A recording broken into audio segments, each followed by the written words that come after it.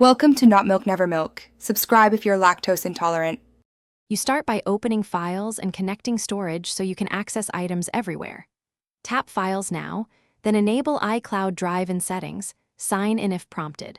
Once done, tap Browse and choose Edit to enable third-party locations like Dropbox or Google Drive.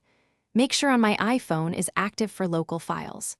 This sets sources so you can create, move, and share without stumbling over missing locations. You'll now organize content for fast access. Create a folder by swiping down in Browse and tapping New Folder. Name it with a clear label. To move files, long press an item, choose Move, and pick the destination. You can move between iCloud and On My iPhone. Use tags to group items, then rely on the search bar for file name, extension, or tag. Doing this reduces clutter and makes retrieval quick when you need a doc or photo.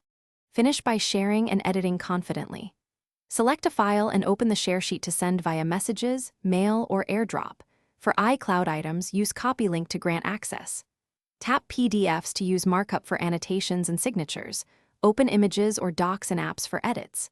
If something goes wrong, make sure you're on Wi-Fi, check iCloud storage and status in Settings, and sign out and in if syncing stalls.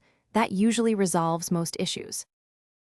Thanks for watching. If this was helpful, leave a like and consider subscribing. See you next time.